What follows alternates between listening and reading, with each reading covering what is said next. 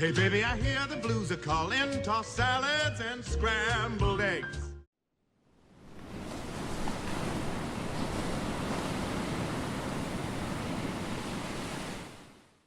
Hello and welcome to the Kava Flow. Today we're going to be making kava the way the Kava Flow makes kava. You're going to need a strainer.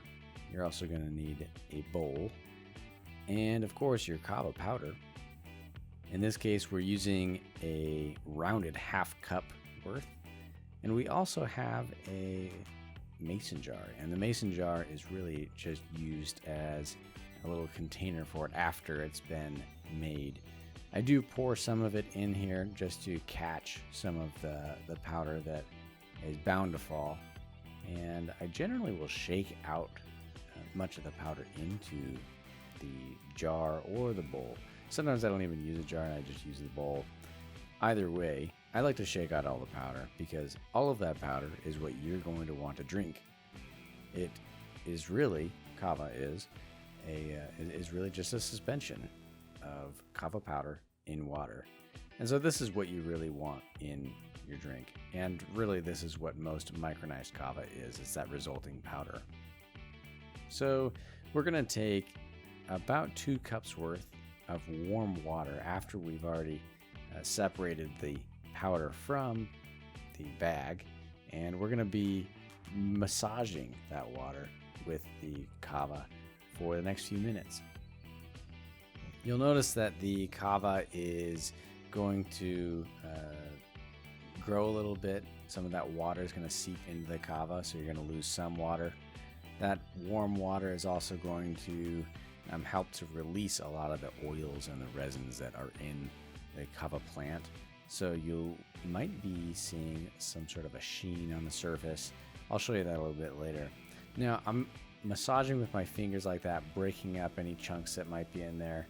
I constantly squeeze everything out as much as I can, and then I'm gonna throw it back into the water so that I can, rehydrate that water, or rehydrate that kava, so I can squeeze it out again and get all the good stuff into the bowl. So I'm gonna do that for a few more minutes, and you can see that I really wring this out. After it's all done, you're gonna notice a sheen on the top, potentially if it's really good kava. It's kind of oily, and you'll notice some kind of stuff floating up at the top, which is kind of like, I guess, maybe little air bubbles that help get caught by that oil. That's a sign of a really good kava. So I'm going to take that kava, I'm going to feel it in the bag and make sure that it's all nice and dry, so I've got everything else out of that bag that I don't want. Those are called the macas. And I'm going to dump it out. I don't need those anymore. I've got all of the oils and resins in the water, and I've got my powder that I already shook out in my mason jar. So I'm going to take about 2 cups worth of ice. Because we were using warm water before, I can throw that ice in there and cool it on down and have a really delicious kava drink. So sometimes you're going to want to swirl that around because kava will collect sediment at the bottom of whatever vessel it's in, right? It's a suspension, like I said before. So I'm going to pour that into the mason jar, and that should fill it up, and have just about the right amount of liquid that you want.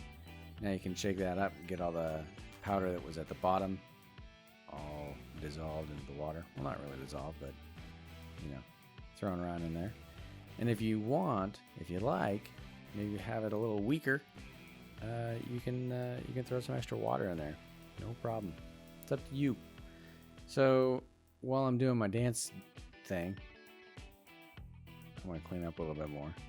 And again, I like to use a mason jar because I feel like it's a really good vessel to transport kava around, or to even make it and serve it.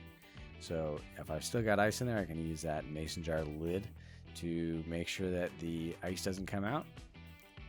I'll pour myself a shell, which is about 4 ounces, which is a half cup. And I'm going to enjoy it. Bula.